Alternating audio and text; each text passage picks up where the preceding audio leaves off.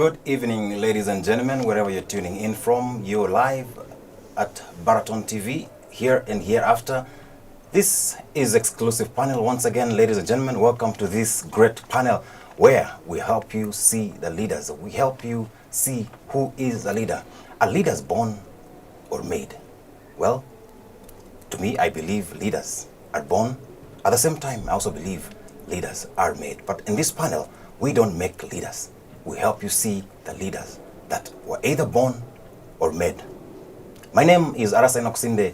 You can also call me Mr. X, and I'm going to be your host for tonight. I'm also joined by my co-host, who I'm going to introduce in a short while. Ladies and gentlemen, on the hot seat tonight, we have gender and special interest secretaries. They are just ladies. I'm going to be asking them, why is it that we only have ladies as aspirants for this position? Does the Constitution say men cannot perform this duty? Yesterday, we had ladies in this place contesting against one man. The lady said, what a man can do, a woman can do it better. We're going to find out. These are just ladies. Are they going to be the best? Well, one of them is going to be your secretary, gender and special interest. I'm going to introduce them in a little while. For now, let me turn to my co-host and let her introduce herself. I am Atieno Ashley, and tonight on the hot seat, we find out whether the competition is tough or toughest. All right. And once again, ladies and gentlemen, like I've always said it, the higher we go, the cooler it becomes. That is just science. In this case, the higher we go, the hotter it gets. I can literally see the ladies sweating. It's gonna be hot. I'm not trying to threaten them, but it's gonna be hot. Tomorrow, it's gonna be the hottest as we choose the president. But tonight, since it's gender and special interest secretaries, let me move straight to them and have them introduce themselves. From this side, next to me, please introduce yourself. Tell us your name, maybe your department, your major, and basically why you're here. Thank you so much for this chance.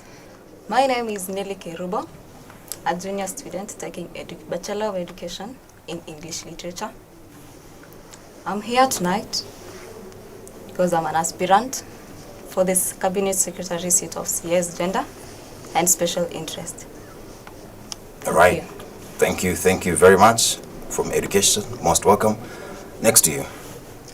First of all, before I introduce myself, I'd like to appreciate you, our interviewers, for having us here, and our viewers as well back. It's a great honor for us.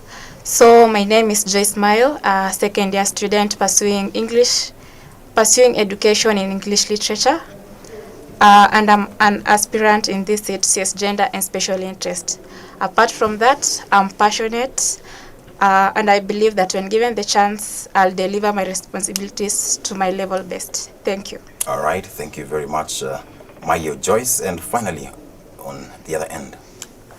Good evening. My name is Liavuli Faith, a second-year student. My major is English and Literature from the Department of Education, School of Humanities and Social Sciences. I'm here to advocate for gender equality among the students.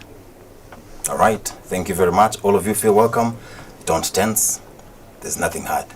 It's just what you know. We're going to ask you what you know, but we're going to restructure what you know in a different angle. Anyway, let's kick this off by asking you this. Why is this post populated by only ladies? Does it mean that the men are not allowed to actually contest in this position? Can you support your responses legally? All right, where do we start? I'm going to give a free chance. All right. I think the sub-constitution, it's fair. The position is open for everybody. And I think it's just that the misconception that people have, this seat is open for everybody. I was expecting to see a male aspirant because in 2019 there was one, Otieno. I think it's open for everyone. It's not like stipulated to one gender. All right. Margaret Joyce, what do you think? I second her. In the Constitution, it is not specified to a specific gender. So basically, I believe it's the misconception of us as comrades, but the seat is open to everyone. Yes. All right, thank you very much. What do you think, Kerubo? Okay, thank you so much. The seat is open for everyone. Okay. It's us comrades who thought like maybe the CS gender and special interest, it's just meant for the ladies. Okay. Then the men just took that like it's for the ladies, not them. I don't know why they took it that way. All right. I'm yet to find out. So maybe would the men be cowards, or they just wanted something just for the ladies, just in case we have a lady in the government? Don't you think the men? Okay, what do you think? Do you think the men were actually kind on you, or they actually want you, at least one lady? And if a man came in to compete with you, would he have beaten you guys? Just a quick answer. I don't think so, because like as I said, it's a misconception. You know, people view this seat as for the ladies, and mostly they think like we are only advocating for ladies, but it's for both ladies and gentlemen. It's right. not like only for ladies. Okay. Yeah. Would you have beaten the men if they came? Yes, I believe in myself and my skills, and I believe I would still be the best candidate. All right. Maybe Kerubo wouldn't have. Why? Would you? Yes. Are you sure? Yeah. All right. So let's now get into business. I believe that you've read the Constitution. The Constitution, we are purely going to surround the Constitution just to test your knowledge of the Constitution and make sure that the people who are going to vote are actually going to vote for the right leader who understands the Constitution and who believes in the Constitution and who is going to uphold the Constitution. So, but the first thing must be the knowledge for the Constitution. Your role number one in the Sabo Constitution is to advocate for rights and specific needs of special interest groups among the student population within the university. Now, I want you to mention at least one category of this special group, okay, that we call, of course, special needs. Then mention at least 3 rights of any group that you mention. All right, I'll still keep it open. Is the question clear enough? One of the special interest group is the Students Under Work program. Their rights, one of their rights, like they have the right to they have the right as other students, right to education, free education, not free education, but like the rights as other students. Also, they have the right to their salaries, receive salaries as they, according to the work they have been given. Then they have the right, a right to also vote as other students. Okay.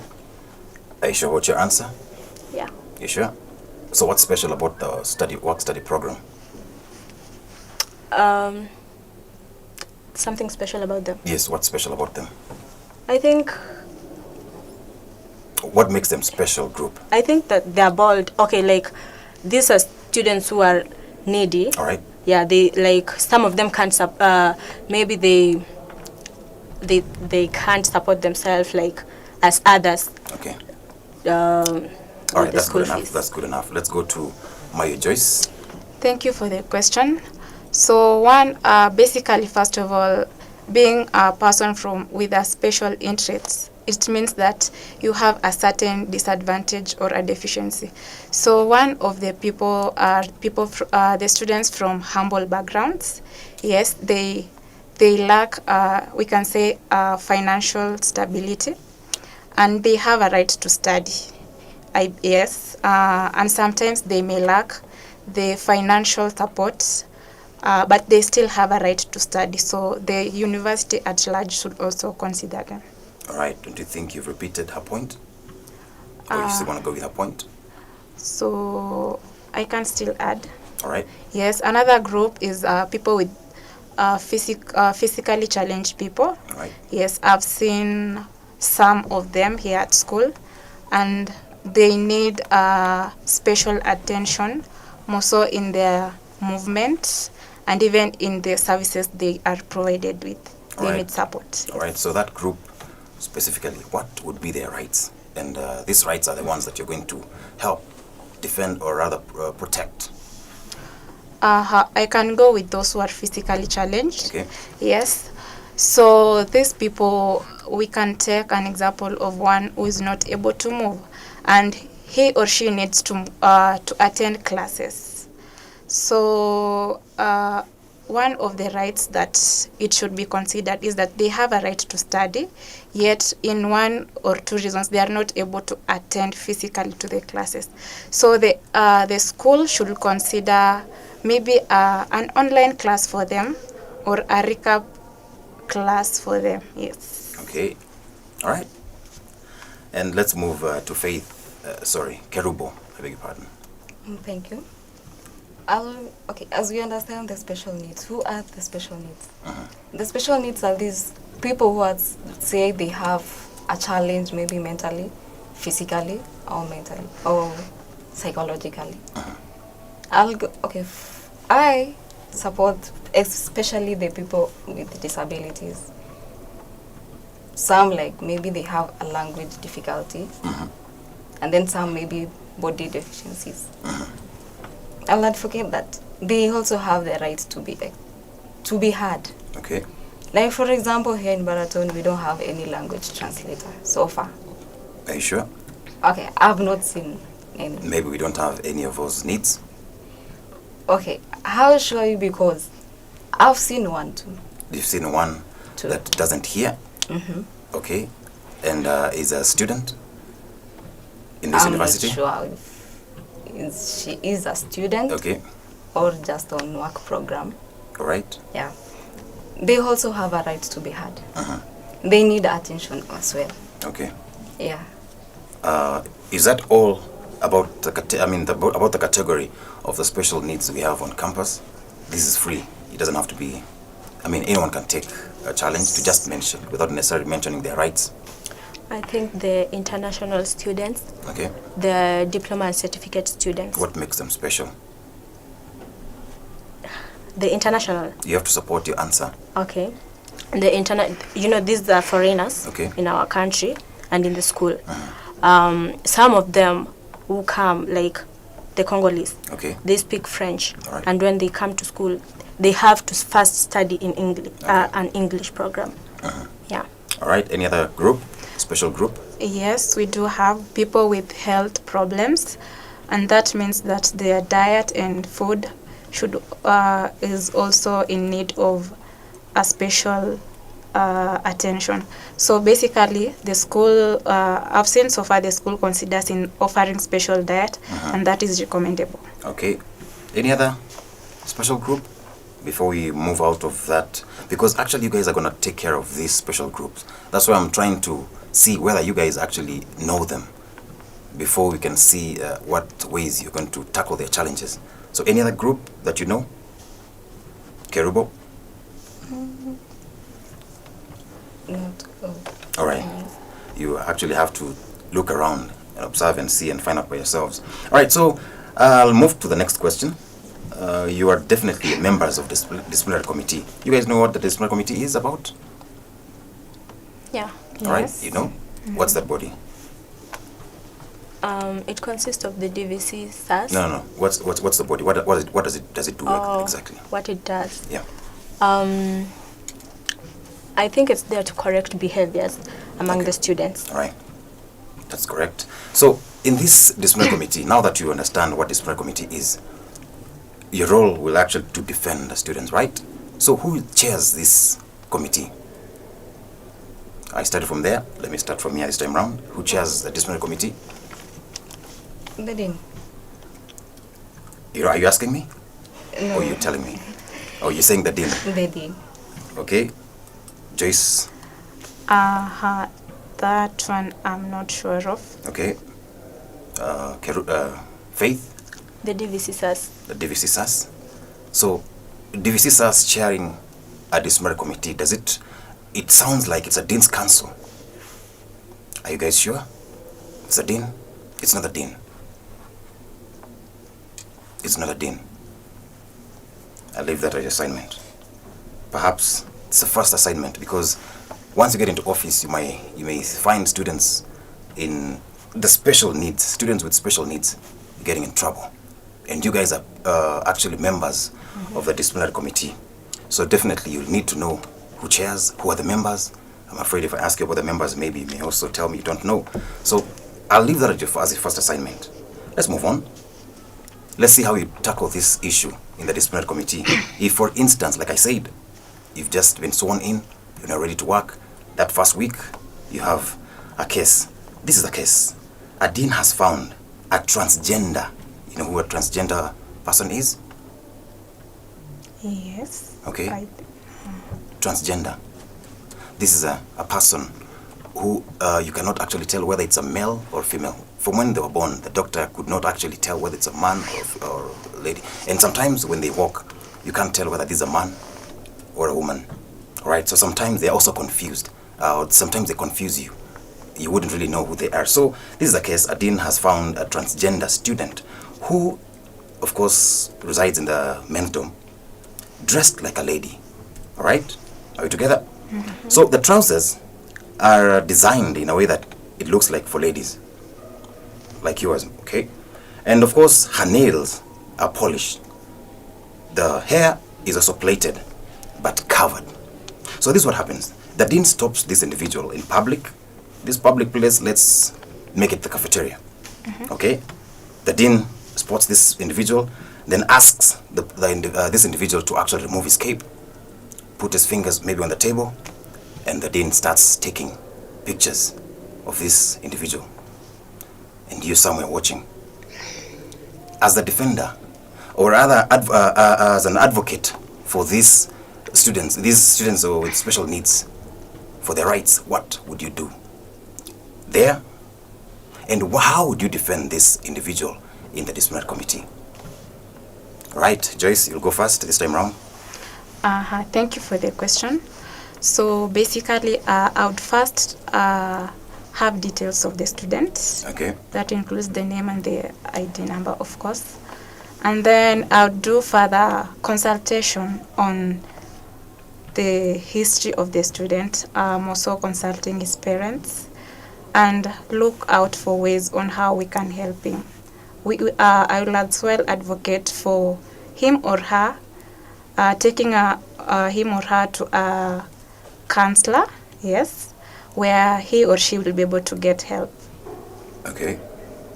All right. Okay. Okay. Let me ask Faith to also tackle the same question. At that point in the cafeteria, Yes. I think I'll go and confront the dean. Okay. Because they are with the student. All right. Then ask the dean to kindly stop taking the photos. Okay. Then after that, we move outside the dean, the dean and the student. Then at least help the dean understand that, you know, sometimes these students, it's not their wish. Some were born with in a family where such things happen. Okay. And after that, we have to investigate the background of the student. After investigating the background, we know the cause, and thereafter I'll see how to help the student. Maybe if it's counseling, or maybe if it's peer pressure, we can counsel the student. If it's how the student was born, we can also advocate for counseling. All right. All right. So, Kerubo, how would you tackle this case, having listened to the scenario, how it actually unveiled? Thank you. For me, first I'll have to request the dean to stop taking the pictures. Okay. Because she can maybe make the student feel assaulted at the point. So we have to go out, go to maybe a secure place, personal place, then ask the student what's happening. He or she can tell us the situation. We get to understand him or her, why so, and then also find out from maybe the parents if it's logic. And then from there, we can be able to get a solution on how to help this student. Okay. Yeah. All right. I like all your answers. I believe it's logic. It's just a logical question that also requires a little bit of knowing maybe the laws, the rights. Thank you.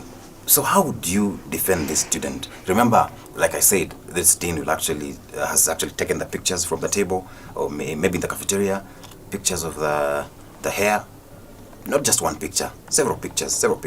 And then now you are in the Dean's Council as Secretary for Gender and Special Interest. So how do you start defending this student? What terms? I mean, what are the rights? How would you even start defending this student in that committee?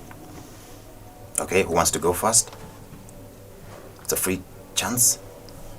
Okay, I feel like you want to go first, Kerubo. Okay, you know, being a CS, gender and special interest groups, at all costs are supposed to be an agent to the student. Okay. Yeah. So, personally, say I'll have to stand by the student. Okay. Maybe cover up in front of the student. Remember what are the mistakes maybe? What are the mistakes that this student has committed? And of course, what rule has he broken? Okay. The rule maybe is acting as a lady and then staying in the men's dorm. Okay. Yeah. But it's not acting. It's real. It's a transgender. It's a transgender. Mm-hmm. But then you cannot judge that person because of that. Okay. You don't have to make that decision of judging the student on the spot. All right. You see? So you have first to understand, make the people around to understand it's wrong for the moment. All right. Let them give the student a chance of maybe explaining himself or herself, then before they draw the conclusions. Okay. Yeah. All right. Maya Joyce, what do you think? Thank you. All right. So I'd say that I'd do some consultation both with the student and the parents. So basically with that, I will be able to get the facts about the student. And with that, I'll be able to stand out and advocate for his rights. Okay. So in the disciplinary committee, remember this is a committee that sits different, maybe head of departments, some head of departments, some lecturers, maybe a counselor, of course, a representative from SABU, maybe one dean or two deans or maybe three deans.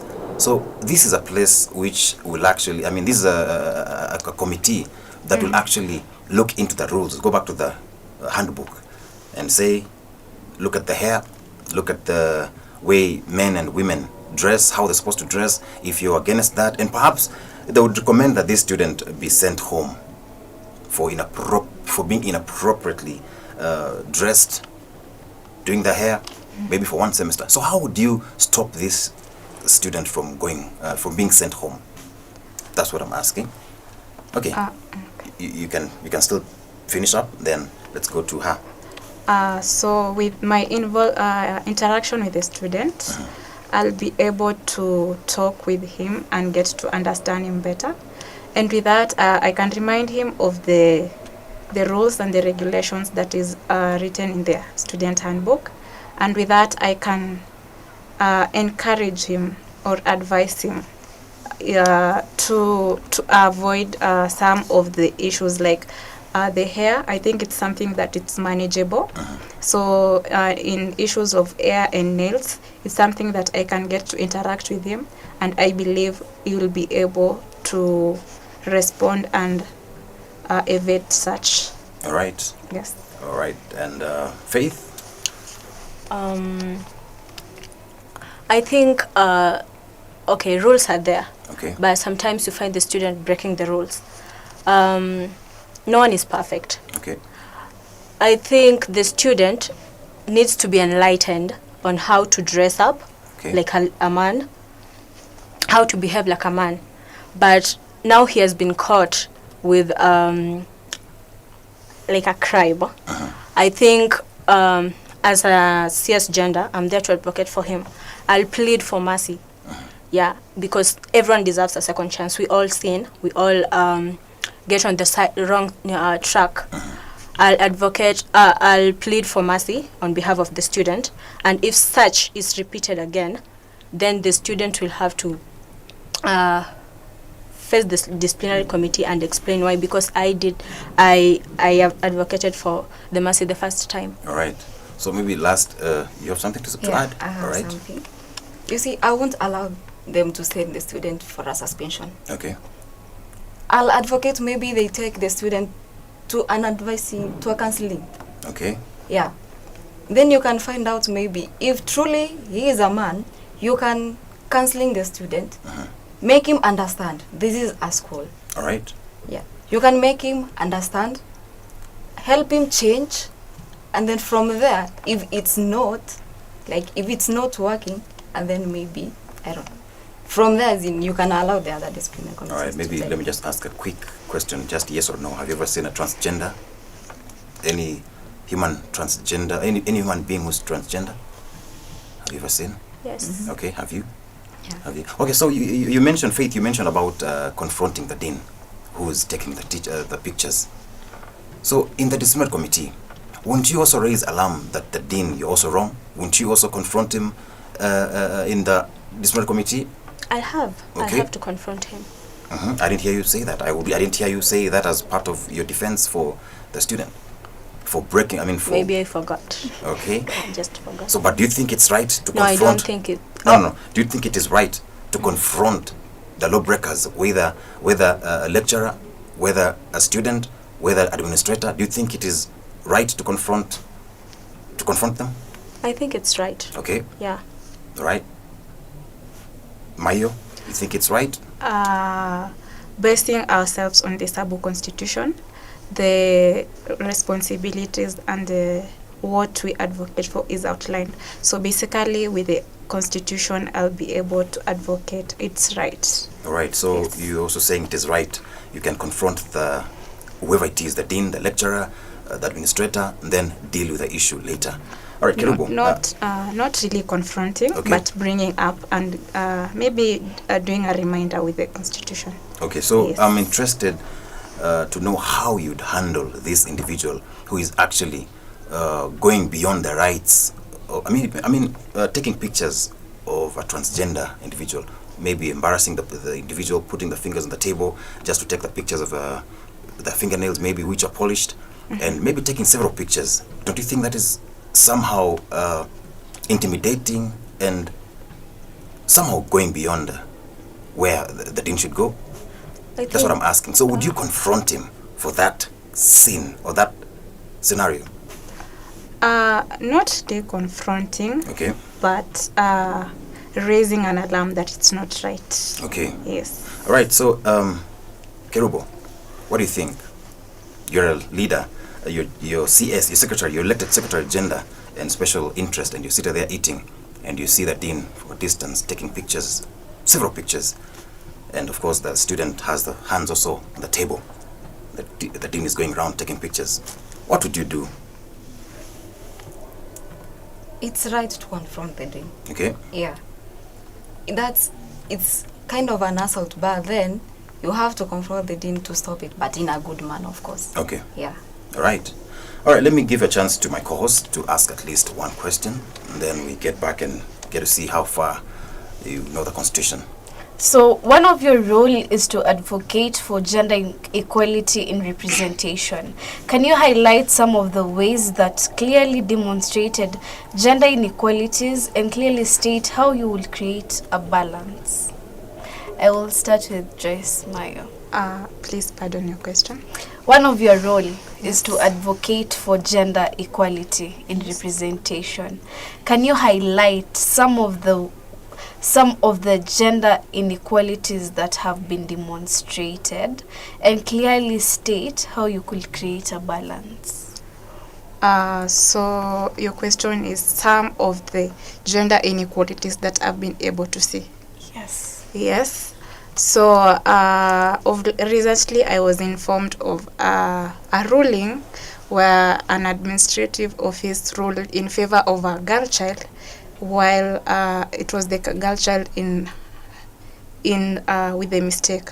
So basically that one is not right, and with that I would approach the administrative office and remind them, basing myself with the Constitution, that we are supposed to advocate for gender equality in representation and in service, as well as opportunities.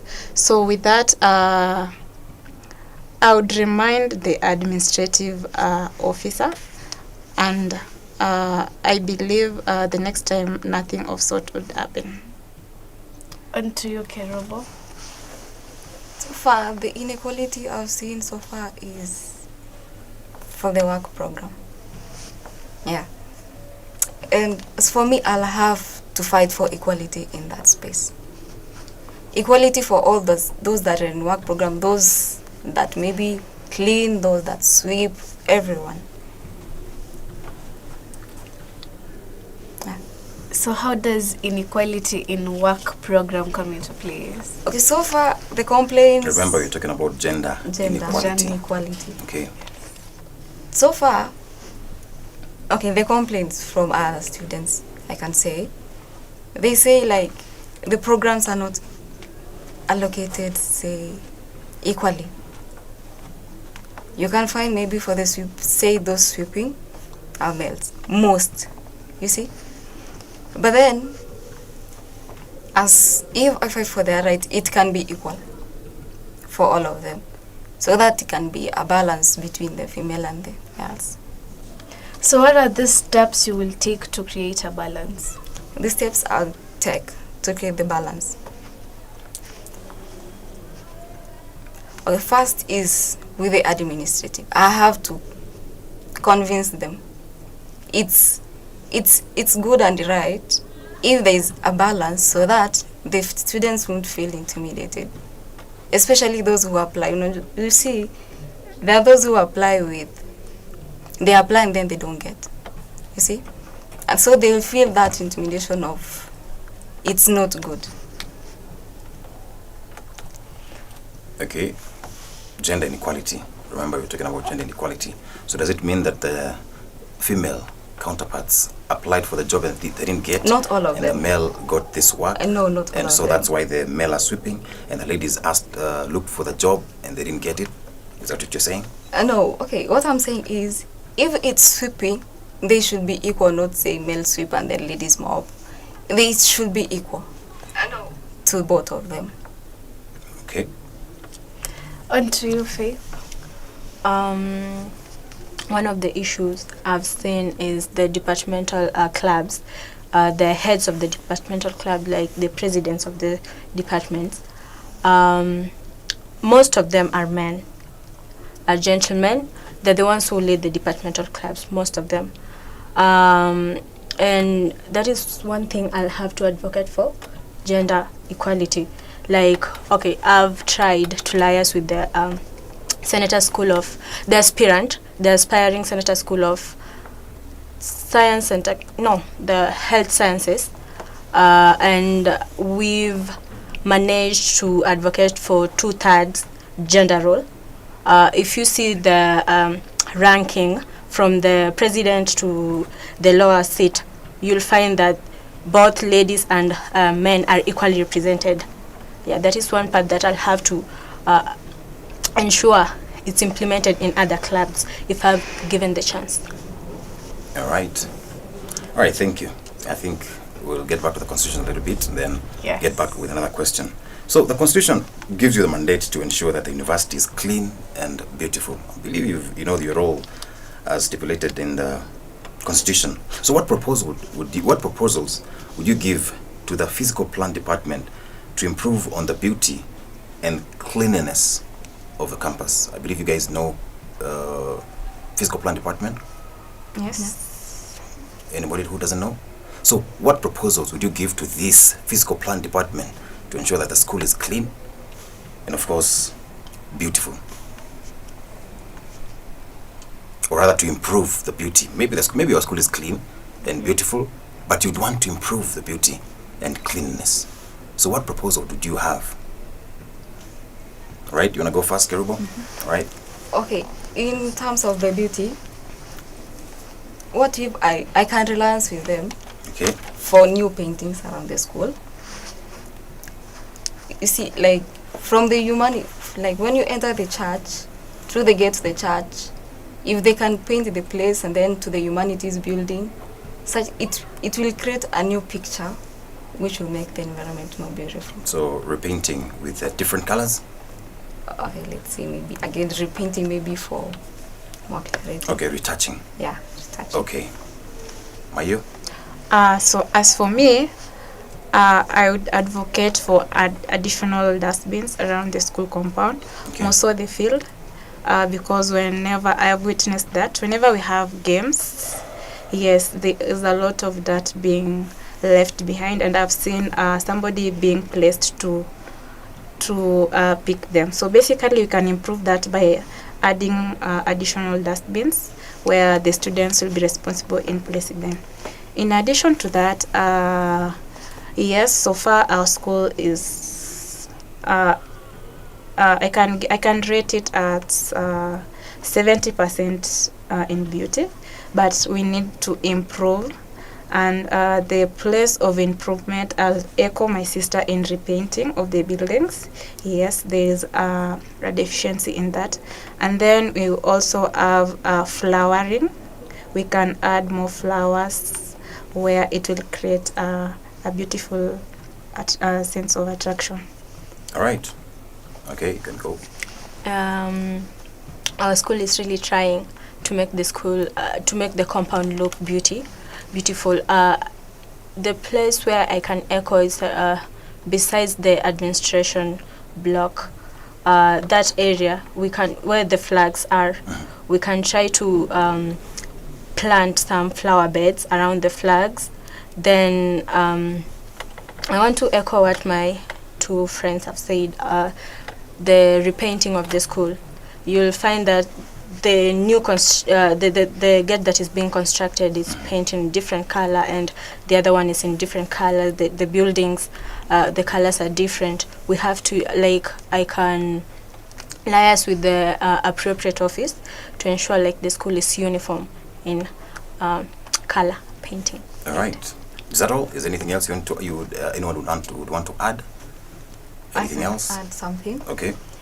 Okay. In terms of also the environment, I can really convince the physical plant to work on the graduation square as well. Not that it should always look beautiful on the graduation days, as well as the other days, as well as the field where most people take their games from. Okay. Yeah. I want to look in on out. All right. Ashley, I'm going to ask you to ask them one more question. So you are a member of the Food Service Committee under Student Services. What are some of the views of the boarding students on cafeteria services, and what plans do you have to better the services? You are a member of the Food Service Committee under Student Services. What are some of the views of the boarding students on cafeteria services, and what plans do you have to better the services? So I can go first. So one of the issues I've received from the boarding students is that the quantity, yes, it's enough, but then the quality of the food is somehow wanting. Yes, and I believe we can do much better than that. I'm made to understand that in the previous years, earlier before, the quality of the foods was better than it is right now. So basically, I will liaise with the appropriate officers and make sure that the missing parts is we can use the issue of breads. Sometimes they are dry. Yes, sometimes you serve with bread that is dry, I believe you're getting me. Yes. So basically that one is an issue that can cause health yes, that one is an issue that can cause health issues, and I can liaise with the appropriate office of the food service and advise them that we can introduce a way where the breads can be prepared in a better match way, or a better time where when served it will be okay to the students. Okay, what's your take, Kerubo? Okay, thank you. I can also echo Joyce in terms of the food. Yeah, I've heard the complaints. The food, yes, it's enough. And then the quality is not good. I can talk to the food services people, the workers of the cafeteria, so that at least they can improve on that. That one can make the students at least be happy with what they receive. All right, anything else? Anything else apart from that? Also, the relationship within the cooks and the students. Some have had it's not that good. I can also tell them the importance of the good relationship between them. Okay, the cooks and the students. How does that affect maybe the food that You is being see, cooked? somebody can go with... And which students are these you're talking about? The cooks and the students? Is it the students on work study program in the cafeteria, or the cooks and the students that are actually customers that come to eat? The cooks and the students were actually customers. Okay, so what is the problem? What actually is not going right with them? Okay. Once I've had the complaint of a cook not being that soft to the students, Okay. yeah, you see that one can create some tension. There are those with small hearts. Someone can just go there, find that cook serving, and then will just go with that mood. No. Okay, so what would you propose that should be done to this individual who harasses the customers? First, I'll have to talk to the individual, you see. Make him or her understand the purposes of a good relationship in such work. In such, at least I can make him understand it's maybe for, if it's not up to him or her to have that good relationship there, at least he or she can do it for the students and for his or her own benefits. Okay, Faith. You know, this is an international school. Yes. Yeah, we have both Kenyans and the foreigners, and you find the food served in cafeteria. It's at least fair for the Kenyan students because we are used to such meals. And the international student, most of them complain of the meal being offered, then it's not like suitable for them throughout the week. So I'll advocate for at least some meals for the international students to be provided with meals from their country, or even here in Kenya, but that are suitable for them, like the matoke. We have some the Burundians, the Congolese, the Ugandan students who love such meals. So at least once a week or twice even, such meals to be introduced in the menu. All right, thank you very much. Okay, let's An get... additional- All right. Yes, I have an additional to that. So in the place of food services, we have also the issues of students complaining more so with the lines.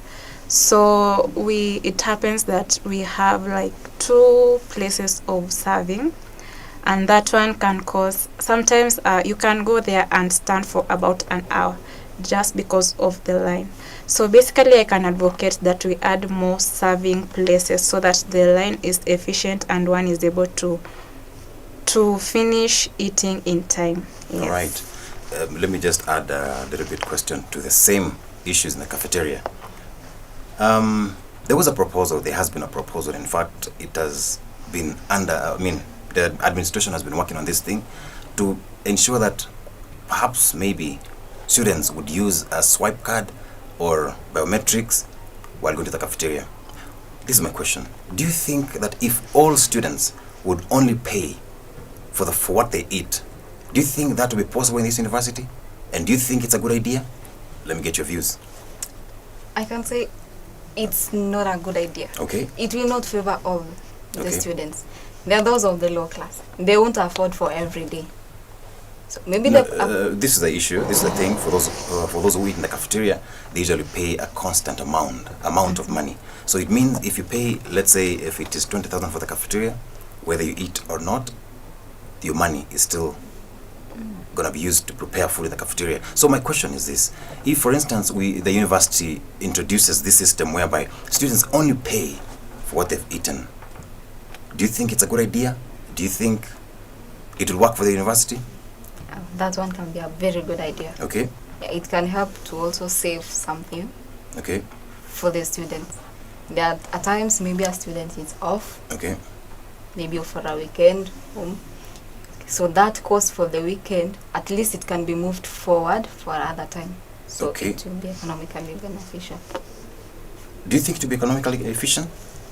Yes, I believe it's a good idea. Okay. Because it will be able to cater for even the students off campus, where we can find a situation where one has an exam and he's not able to go to and cook and come back to. So with the cafeteria offering services where you pay and eat, it will be efficient for them. And for the on campus as well, it's not all times that maybe one can be willing to go and eat. Okay. So you'll find that the times he or she is not going, the money is still accounted for. Okay. So basically it will cater for that and reduce more of that. All right, Faith, what do you think? Is it a good idea? Yeah, I think it is. Okay. You know, sometimes the student's timetable runs up to 1 or 1:30, and you find that after class you're tired to go to cafeteria, and sometimes you'll prefer buying food outside. So I think when that is introduced, it will help the student like to, you can have a lower budget than, in cafeteria right now you are being charged for, it's 100 shilling, whether you take the meal or not. So I think it will help to ease the budget of other students. Okay. Yeah. So maybe perhaps let me put it this way. I've had all your responses, and perhaps I'm looking at it this way. You guys are looking at it as a student viewpoint. So what if you put yourself in the administrative shoes? Maybe since you're members of the food committee under the DVC SAS, let's look at the cost of cooking, the gas. Let's look at the food they have to buy. Let's look at the people who have to be paid. Let's look at everything, every logistics. Do you think if we introduce pay as you eat, it will be sustainable for the cafeteria? Second round, second thought. Now think as administrators. Then bring it together. Is it a good idea? Just a quick answer. Okay, as an administrator, and sometimes you'll have to go through some losses. Okay. Yeah, but you'll also have to see the cry of the student. Okay. Yeah. All right. Mayu? From my side, as per the administrative part, it will be a bit difficult for them to handle that, because it will even require an introduction of somebody who is going to receive the money. Yes, and that's an additional cost even for the payment of the same. So basically what I would advocate for is that we'll do more research, weigh on the pros and cons of the same, and with that we'll be able to gather what is best. All right, Kirubo? From the administrative side, I'll say it will be of a disadvantage, yes. Okay. Because you can't know exactly the number of students who will be coming to eat. So you can't say let's cook for maybe 3,000, then half of them show up. It will be a great loss. So generally, is it a good idea or a bad idea? It is a good and a bad, so All right. maybe we sit and see on how we can work on it. Okay, let's get a little bit to know about health, since you people are also in charge of health matters in your docket. So health services are actually essential roles in your docket, as I've said. So do you have any health or medical insurance policy on campus? And if you have, what does it state? Do you have any medical insurance policy for the students? And if we have, what does it state? All right, I'm gonna choose because I'm sure nobody's gonna take this. Let's go with Kerubo first. Not so sure, but I think there is one. Okay. Like, if you fall sick suddenly, and you don't have, say, the money for treatment, you can go for the treatment at Jeremic, and then the host it's put inside in your fee so that you can pay later on, which is a good idea. Okay, let me put it this way. For instance, when we talk about health insurance, we're looking at big things. We're looking at big challenges, like a student playing in the field, or maybe they've gone for an outing and they break their leg or they break their hand. So we have medical insurance like covers. We have like NHIF. So do we have any sort of policy for the students on campus? For instance, if a student, is there any law that actually talks about this sort of policy? That's what I'm asking before I ask any other question. Do you want to retake your answer? All right, Mayu? I'm not sure of that, but I think there is one. Yes, basically because whenever a student is having a short illness or even a sudden emergent illness, the school administrative, also I've witnessed in the on-campus ladies, whenever a student is having any sort of illness, the administrative part, that's the deans, takes action immediately. Okay. Yes. And what happens to this individual? Of course, the deans will take action, whether a student has fainted, whether the student is sick, whether has corona or whatever illness, they'll be taken to the hospital. Then who takes care of the bills? That's what I'm asking. This is the insurance that I'm, the medical cover that I'm actually interested to hear. Because the deans will definitely help you so that you don't die. Yes. But at the end of the day, where is the bill going? The medical bill. Thank you. So basically, because we are in a private institution and they don't receive public funds from the government to cater for such, I think it's the students who will be able to cater for the same. All right. So in other words, you're saying they're not covered. They don't have a medical cover. Okay. So let's go to Faith. I think there is none. Okay. Because when you are admitted, you are required to the students are supposed to be admitted with the insurance, NHIF, as stated in the handbook. Yeah. Yeah. So in other words, you're saying we don't have. That's actually correct. Chapter 6 of the student handbook says, that is on health services, that each student is required to provide proof of medical insurance cover at the time of admission into the university. So probably we actually don't have, the university doesn't have any sort of insurance for the student. So what would be your proposal now that you know that students can actually be playing? Maybe they can go out for maybe some gaming. They are taken by the university and they break their leg in the football match. Was that was that supposed to be charged to the student, or the university supposed to take care of some of the bills or all of the bill? So what would be your proposal as you get into the office to maybe the university? You know, I will combine 2 points to answer that question. What I'll advocate for, I'll have to liaise with the departmental club presidents so that we can come up with other clubs like the Red Cross Club or the First Aid Club. The who will, like, if the students are going out for a trip or they're playing at the pitch, to ensure that the services are given to them, and that money that the students pay at the start of the semester, the 100 shilling, can cater for them during the semester. So the budget will be on the departmental finance. So would 100 shillings be enough to take care of insurance, medical cover? It's a good idea. It's a good idea, but would it be enough to take care of perhaps a department?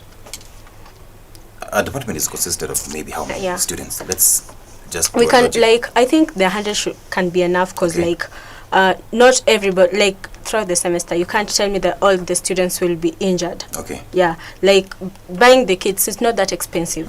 Yeah. But we're talking about big things here, not just the kids.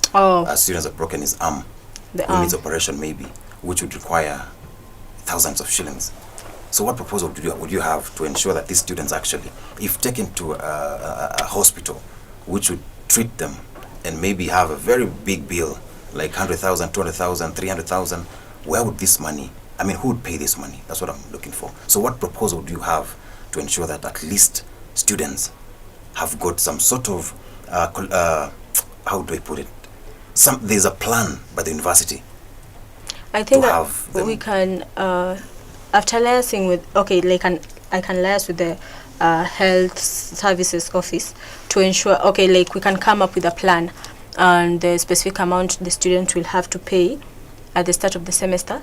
Then if it's 500 shilling, that will cater for them throughout the semester. Okay. So that, if any problem arises, that can cater for them.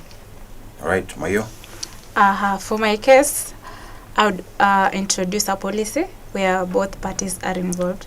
Okay. That's the parents, the school, yes. And we can have a proportional percentage where the family will have to cater for certain percentage and the school caters for certain percentage. All right. Kerubo?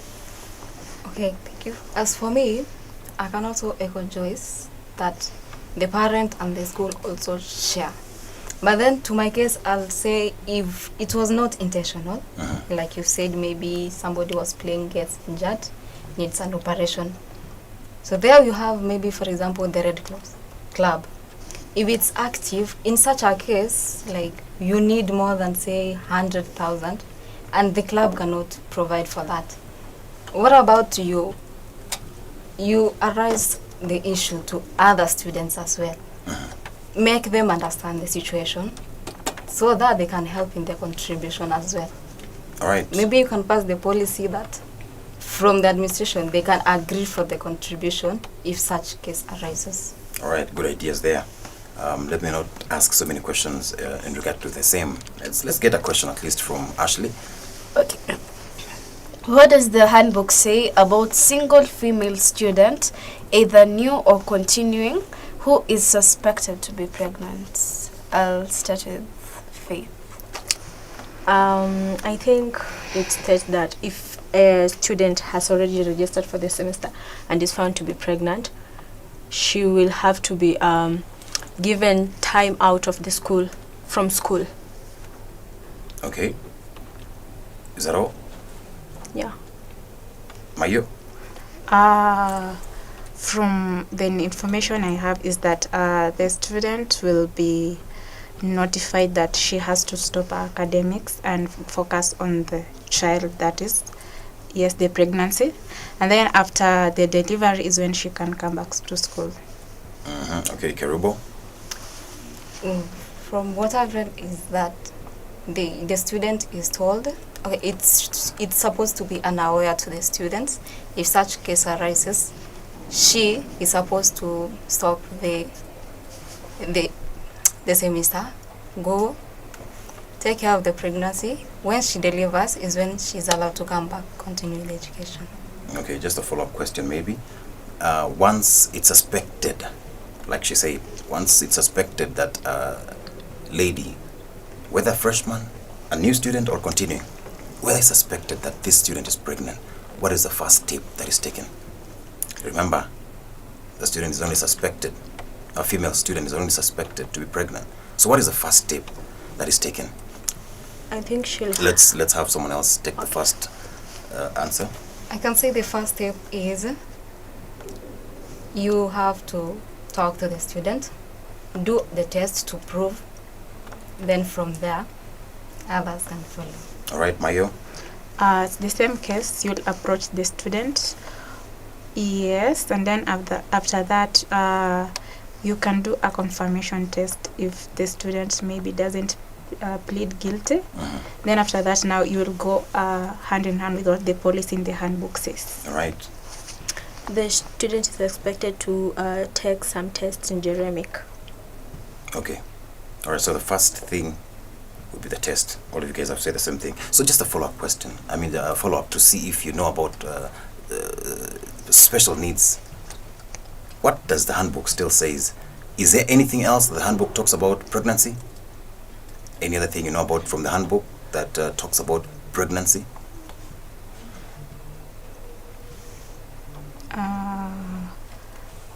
You're not supposed to handle academics with a pregnancy. I believe that's a policy. Okay. Yes, so that's why you're given a suspended time of the semester to go and handle the pregnancy. You are Okay. not supposed to multitask. Yes, and I think you're not supposed to be in school. Yes. All right. You're not supposed to be in school. Are you sure about that? I Faith? think. If about pregnancy, I think abortion is prohibited. Uh-huh. Yeah. Wait, you're only talking about pregnancy. Or pregnancy. Just pregnancy. I don't have anything to add on that. Okay. Kerubo?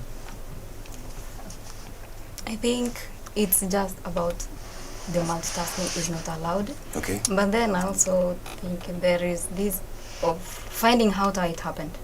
Okay. There are some special cases which can be hard, and then if it's justified, there's a way of helping. So what happens if I am a continuing student or a freshman and I want to register for a course or want to do my registration and I am pregnant? Does it mean the university will not allow you to register?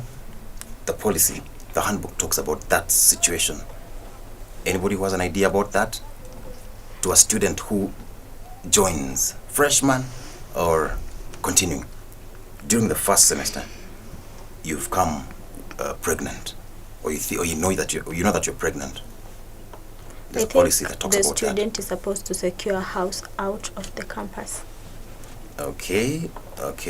What does the policy say about students who come while they are pregnant? Are they allowed to register? Let's begin from there. Just a yes or no. Kerubo? Okay, as per the handbook, Yes. it's a no It's if a there's no. a confirmation. All right. Mayo? Not really. Okay. Yes. Faith? I think yes. Okay. What do you think it's yes? What does the policy say? I don't know the policy, but Okay. I think it's yes. You think it's a yes? Yes. Are you gambling? Maybe you're gambling because it's a yes and you don't know why it's a yes. The policy is very clear. It states that if a female student knows or thinks that they are pregnant by the beginning of the semester, whether new or continuing, they must notify the university and you'll be allowed to register. Did you know that? Okay. It's a challenge I'm posing to you to go and read the handbook, because you'll end up sending students away.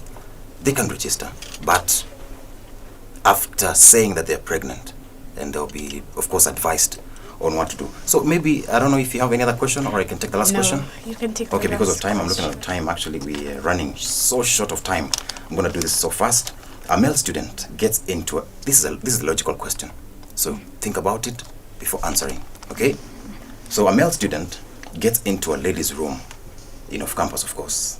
In dorm, I'm sure it's going to be very hard. So in off-campus, a male student gets into a female ladies room, and he seduces this lady, who expects that would give in and go to bed with him. Are you getting my point? The man insists, as the lady resists continuously. Okay?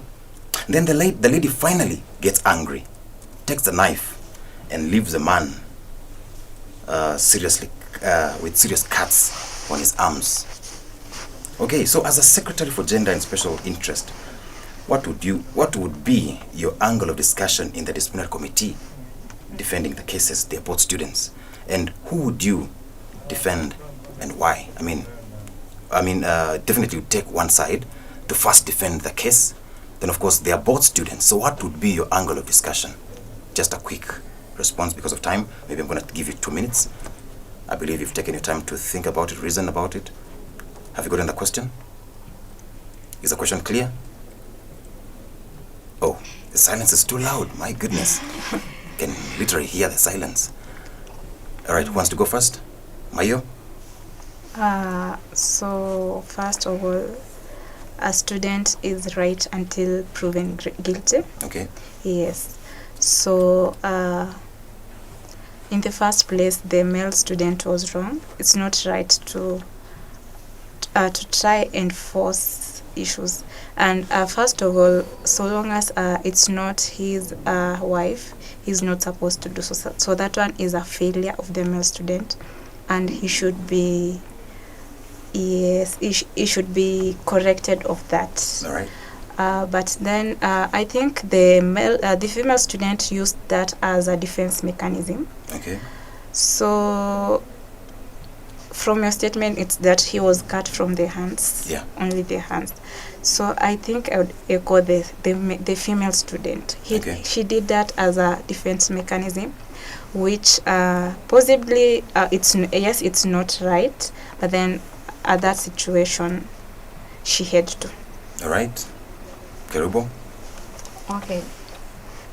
First, okay. You see, the male maybe say he didn't do it intentionally. These are not The natural. male? Talking about the male? Uh-huh. Okay, he didn't do it intentionally. These are natural. The man is the one who gets into this female's house. Yeah, I know. So he didn't get in there intentionally? Maybe. Okay. You see, feelings are natural things. All right. They just come. Okay. But then, on whose side am I going to stand? On the female side. Okay, why? The Because lady. you're a lady? You're gonna... No, not Okay. because I'm a lady. Okay. You see, there's also a policy that says that the male should not enter the ladies' door. Also, the ladies should not enter the male's cubicles. Okay. So, maybe the male should have used a right approach to the lady. So, if the lady acted back and to the extent of maybe being disgusted and to the extent of cutting the male, it was for self-defense purposes. All right. Yeah. And finally, Faith, what do you think? I think, first of all, it's an offense for... Okay, that house is for the lady. Okay. And it's a crime because the male was found in a lady's house. And you know, men are physically strong. And I think that lady, though she used the wrong defense mechanism to attack the boy, but at least she tried to defend herself. Okay. And I think I'll side with both. Okay. Okay, for the lady, she was put in a situation where she didn't expect. Then for the man, we all deserve second chances, though we're wrong. But I think the man got his punishment for that. Do you know what the law says about being found with firearms, knives, or using them violently? The handbook talks about it. It's punishable. In fact, you're supposed to be either expelled or indefinitely suspended as the investigation is done. Do you know about that law? So why would you defend this lady? I've heard all of you defending the lady. I've defended them. Okay, you've defended both. Okay. So what should also be done to the lady? Food for thought. Okay. Time is up. I don't think I have much time, but you're saying okay, before I close. I won't disagree for the lady also to be punished for using the knife. Okay. It's wrong in the first place to have it. But then since... It's not wrong to have a knife. Okay. A knife is a necessity in a Okay. house for cutting vegetable. But then I won't disagree if she'll be punished. Okay. But not severely. All right. Yeah, a fair one. Anyway, thank you very much. I believe that all your answers are correct. I'm not saying that I would actually look at one and judge, but basically that listener or the voter who's watching you would definitely maybe be in a situation, a relationship, and maybe they're in serious problem and they'll be coming to you. So they would really, really want to know whether you guys will actually assist them or not. So I'm going to take this time to just ask you to look into that camera. There's a camera right there. It's not just a camera. Those are, or let me say, that is a voter. One, maybe two, maybe three, maybe four. And perhaps during this interview, maybe you didn't get a chance to redeem yourself. So I'm going to ask you to actually look into the voter or look into that camera and convince them that you're still the best, even if perhaps they didn't consider you the best from this interview. So who wants to go first this time round?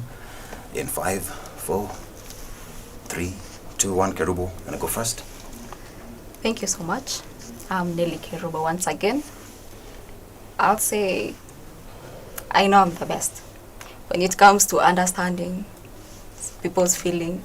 I've interacted with a lot of you, so I know I'll be the best choice. Thank you. All right, thank you very much. Mayo Joyce. Thank you for the opportunity. So I as well believe that I'm the best fit for this position.